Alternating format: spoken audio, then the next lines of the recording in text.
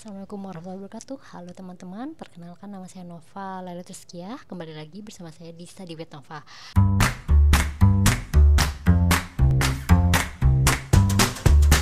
Nah, kali ini kita akan membahas materi keberapa ya ini ya? Keempat.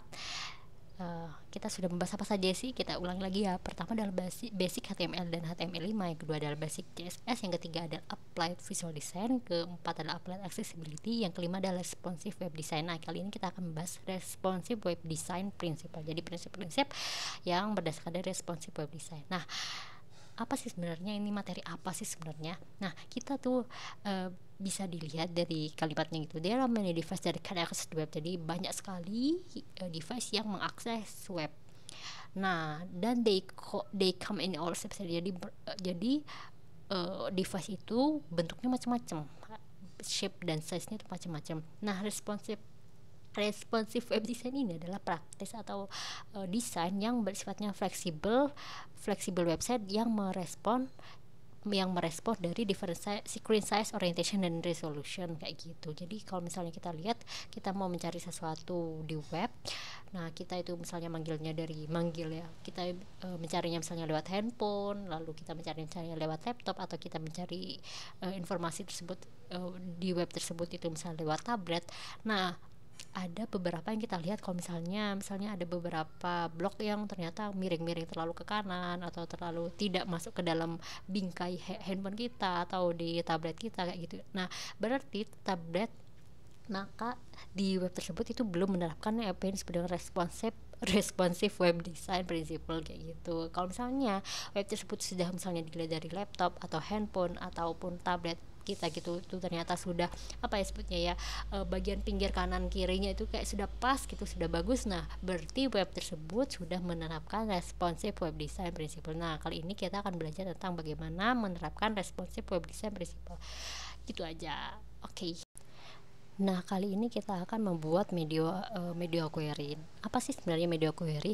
Nah, di media query adalah teknik terbaru yang diperkenalkan oleh CSS3 yang apa sebutnya ya, mengubah presentasi dari konten berdasarkan dari perbedaan view, perbedaan jenis peralatan gitu. Nah, peralatan maksudnya kayak satu pakai handphone, yang satu pakai tablet, satunya pakai misalnya laptop biasa. Nah, media query ini terdiri dari consist of media type, dan jika kita dan kita mematchkan device gitu, maksudnya tadi ya, device kita harus menunjukkan beberapa selektor dan style yang ada di dalam media query yang kita inginkan. Misalnya media query yang maksimal widthnya 100px, maka CSS rule yang berlaku apa? Misal ini kan artinya kalau misalnya maksimal lebarnya 100px, artinya itu yang maksimal ya. Jadi device yang keluar, maksudnya yang keluar tuh akan kurang dari atau sama dengan 100px. Jadi yang maksimal adalah 100px. Jadi kalau misalnya yang kita bikin adalah minimal height 350px, jadi minimal tinggi yang kita kasih gitu 350px. Jadi device yang boleh yang keluar gitu, peraturan atau CSS rule yang keluar, jadi 350px minimum. Jadi 350px itu minimum tingginya. Nah, untuk itu kita lihat misal kita add media, jadi ditulis media dulu, misalnya ditulisan lorem ipsum gitu, add media sebetulnya dalam kurung add media add media minimum 300px.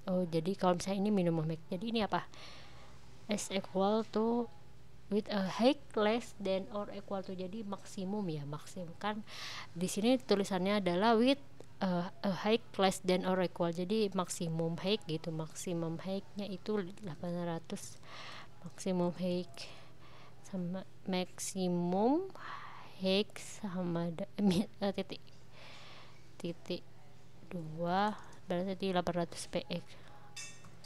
Nah, media height maksimum height-nya itu 800px, maka gini. Setelah itu kita disuruh your P element should have a font size of 10 px. P nya gini ya kayaknya, font size sama dengan 10 px. Font size 10 px itu koma.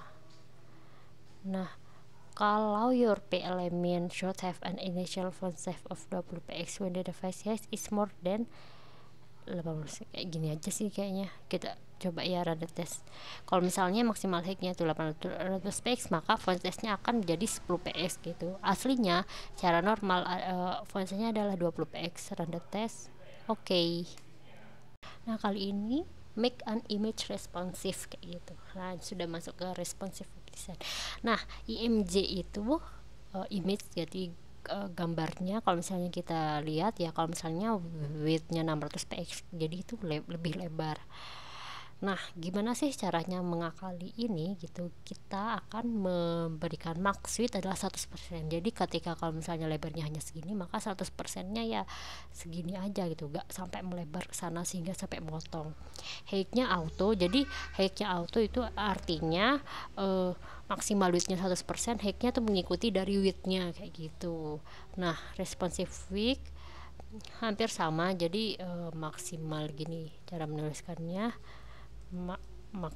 maksimal. Jadi yang kita bisa sih sebenarnya maksimal width atau maksimal height, tapi rata-rata kalau misalnya web kan maksimal width yang diambil ya. Maksimal width berarti 100%, titik koma kayak gitu. Nah, terus yang ditanya height tingginya auto, titik koma. Benar enggak? Kita cari. Oke. Use a retina image for higher resolution display gitu. Dengan meningkatnya internet koneksi, increase of internet connection device gitu, the size vary. Jadi macam-macam lah size dan spesifikasinya tuh macam-macam. Nah, display ini dapat sayangnya dapat bisa berbeda secara eksternal dan internal. Nah, pixel density adalah aspek yang dapat jadi kalau misalnya kita pakai pixel, kita bisa juga kenal dengan namanya pixel per inch atau dots per inch gitu. Nah, apa sih namanya retina display gitu? Jadi yang memperkenalkan adalah Apple MacBook, di notebooknya juga iMac komputer. Jadi untuk bisa do the differences in pixel density between retina and non-retina display. Jadi some image that have not been with high resolution it might called big pixelated when rendered on high. Jadi gambar yang sebenarnya tidak terlalu berresolusi banget kita ubah ke high resolution display. Seperti itu. Coba ya kita lihat dulu. To simple way to make your image properly appear high resolution such as the MacBook Pro is to define their width and height. Jadi disuruh mendefinisikan tinggi dan height nilainya as only half of what the original value. Jadi setengah daripada nilai originalnya si ini yang asli kayak gitu. Kita lihat ya, kalau misalnya bahas the original, jadi aslinya ini adalah 200 px. Jadi kita kata kuncinya adalah setengahnya daripada nilai aslinya. Jadi kalau misalnya ini IMG stylenya gini kan ya, terus IMG adalah memanggil yang ini kan, mengambil secara ini, terus tinggal ditulis height dan widthnya setengah daripada nilai hasilnya yang 200 px berarti 100 px, titik koma, heightnya terus wi px koma gitu. Jadi sebutnya ya, kayak retina w setengah daripada itu kata kuncinya ya. Run the test. Oke. Make typography responsive gitu. Dibanding kita menggunakan EM dan PX to size text, dulu kita sudah bahas macam-macam tentang EM dan PX di HTML CSS bagian pertama ya. kita bisa menggunakan yang lain gitu untuk bisa size text itu apa ya, ukuran dari teks. Kita bisa menggunakan viewports untuk bisa menggunakan viewports unit untuk responsive typography, lebih lebih bagus saja dibanding EM atau PX ya. Nah, viewports unit itu seperti persentase gitu, jadi relatif unit tetapi dia berdasarkan dari different item gitu. Viewports units are relative to the viewports dimension. Viewport units are relative to the viewport's dimension, width or height. Jadi relatif terhadap tinggi dan lebarnya daripada device gitu. Itu perbedaannya. Sedangkan EM itu kan daripada tulisan itu, kalau tidak saya, EM itu tulisan itu berdasarkan dari gambar yang di sampingnya EM persentasenya. Kalau kalau viewports units itu berdasarkan daripada lebar dan tinggi dari device. Itu bedanya ya. Kalau PX itu kan pixel itu kan stagnan gitu aja, berapapun nilainya kan keluarnya segitu, 10 px 2 px. Oke, kita baca dulu. The four different viewports units are VW viewports width. 10 VW will be 10% of the viewports width. 10 VW artinya sama dengan 10%. Oh gitu, jadi 10% daripada lebar daripada viewportnya gitu akan dikurangi. The viewport has 3 V, jadi 3% daripada tinggi daripada viewportnya. 7 berarti 70% dari 70 minimum will be 70% of the viewport smaller dimension. Minimum. Kalau maksimum 100 Vmax would be 100% of the viewports bigger dimension. Misalnya the sample dataset detect 30% of the viewers with, jadi 30% VW gitu, 30% daripada itu. Sedangkan ini disuruh ngapain, di stylenya itu IMG. Oh, ini body ya, apa itu tak your H2 text should have a width. Oh enggak ding, berarti disuruh masing-masing jadi H2 di P2, jadi VW 80 width atau lebarnya. Jadi gini, kalau di sini pokoknya intinya itu ya, jadi tulisan itu berdasarkan daripada device-nya yang keluar, device H2, terus ini WIDTH 80 VW titik koma kayak gitu. Sedangkan kalau P dimintanya apa ya, WIDTH width-nya adalah 75